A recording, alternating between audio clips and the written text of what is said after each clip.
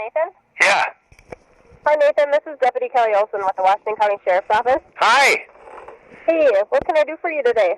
So there's a statute on concealment of identity, Minnesota Statute 609.735. Okay. And there's teachers, and then they're requiring the students at the schools to conceal their identity with masks.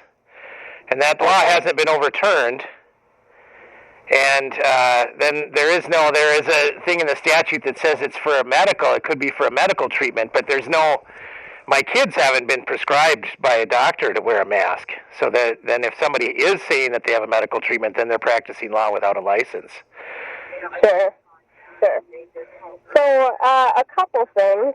Obviously, I don't have anything to do with what the schools decide. No, but you have the ability. No, I'm not talking about what the schools decide. I'm just talking about people violating Minnesota Statute 609.735. You guys have criminal law jurisdiction over the schools in Washington County, don't you? Right. Or is that another agency I should call? No. Oh, okay. That is not. That is what schools within Washington County. Okay, all right, good. But the law, I think you're interpreting incorrectly. How so? I'm a lawyer by trade. Yep.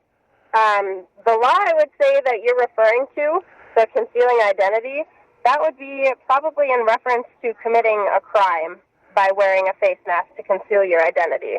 Nope. That isn't what it says. I'm reading it to you right now. It says 609.735, concealing identity. That's already, sir. A person, that isn't what you're... Sir. No, a person whose identity is concealed by the person in a public place by means of a robe, mask, or other disguise, unless based on religious beliefs or incidental to amusement, entertainment, protection from weather, or medical treatment, is guilty of a misdemeanor. It doesn't say in any way there that that's in any way connection to a crime. That's just if you go around concealing your face, which is what they're doing. So what are you asking me to do with this? Well, I think that what needs to happen is we need to start in either this, if they don't like the statute, they can get it repealed, which they had the ability to do, or the statute needs to be enforced. So you go out and you start issuing, I think first you would just give a polite warning and just say, hey, I'm going to issue a citation unless you guys take these masks off. And then if they don't take the mask off, issue a citation and let them tell it to the judge. It's just your job to go out and enforce the law as it's written. So that if they have a problem with the law, that's something they can take up with somebody else. That's not your problem, right? You didn't write the law; you're just enforcing it. Right, that's true. And it hasn't been suspended. So just go out and give them a warning, and tell them to cut it out. And then if they want to change the law, they can take it up at the legislature. They can go get some sort of emergency decree again.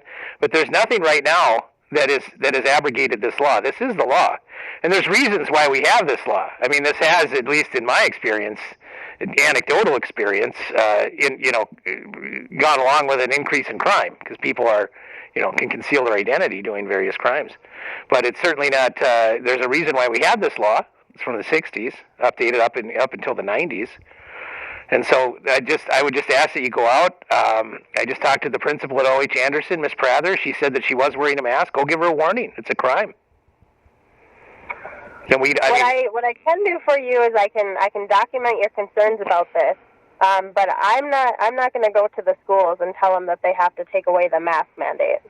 I didn't ask you to take away the mask mandate. They can have a mask mandate all they want. I'm just telling you to give them a warning that they're committing a crime. You don't have any power to tell them. They can pass all the resolutions they want, but we have a statute that supersedes resolutions or whatever they have, and that's the law of the land. Just say, I'm here to enforce the law. I'm sorry, you guys can have whatever written down you want. And I'm not telling you to overturn that. They can have that written down all they want. But the statute and the statutes that you're sworn to uphold are the law of the land. I would also recommend, if you do care to do so, is to write to the legislator. Why would I need to write to the legislature? It's already the law. This was not the way the law was intended in this. How do you know that? It was not the way it was intended, and I don't need to explain that any further. How do you know it was intended? Do you know about? This is what the plain text of the statute says. Legislative intent doesn't matter when enforcing criminal laws. If you would like any further explanation, I can certainly pass you on to my sergeant. That's what I would like to do. Could I talk to you? If you're sorry, if there's some sort of, have you been, I'll ask you this question. Have you received, and this is a valid question, I appreciate the call back, have you received any orders or dictates from your supervisor or the sheriff himself or anybody about not enforcing this law? I'm an employee of the school, actually, which is why I have this call. So it's the school that's in charge of enforcing what they have going on. No. Are you a deputy? Yes, I am. So you're employed by the sheriff's department? I am on contract with the sheriff's department and the school. Okay, so the school pays your salary, but you're a law enforcement officer, right? This is correct. Okay, and you're not enforcing Minnesota Statute 609735. That's not what I said. Well, then, are you going to give them a warning? I can make them aware of the statute and let them read it. Well, I've already made them aware of it, and they've ignored it. So that's why I'm calling law enforcement, because this is where we're at now. It's the job of law enforcement to enforce the law as written. This is the criminal statute as written. There's nothing about intent. There's nothing about, it's not a medical treatment. If it's a medical treatment, then it has to be prescribed by somebody, by a doctor. And if they say that they have a doctor that's prescribed it, I would like to know the name of the doctor. Because then that person, and if they don't have a doctor that prescribed it, then they're practicing medicine without a license, and that's another inquiry we're going to have to make. I mean, that might be a far-ranging investigation.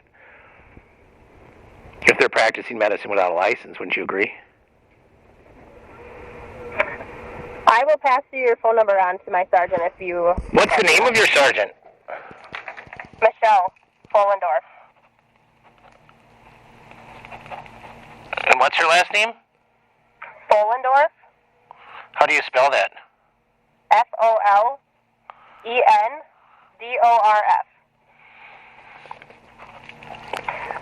And what's her phone number? I can't give you her phone number, but I can give her your phone number and have her call you.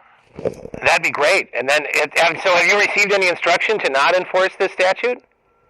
I have not received any instruction for that. That doesn't happen with any of our statutes here. Okay. Do you want to go tell the school and give them a warning and let them know that the mask wearing is a crime?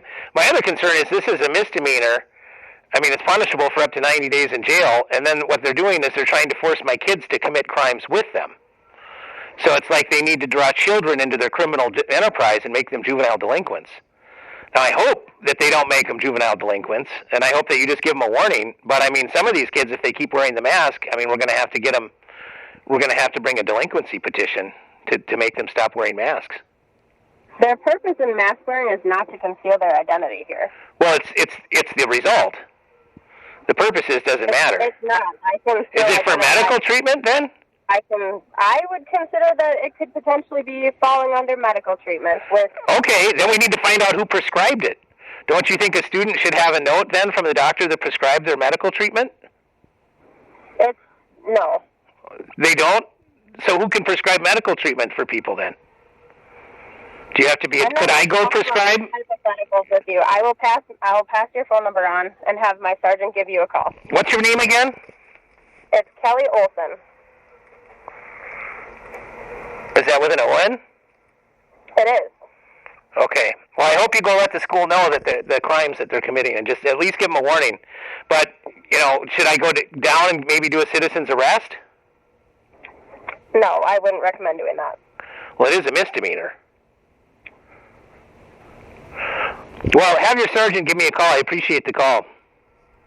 I will. Thank you. Bye.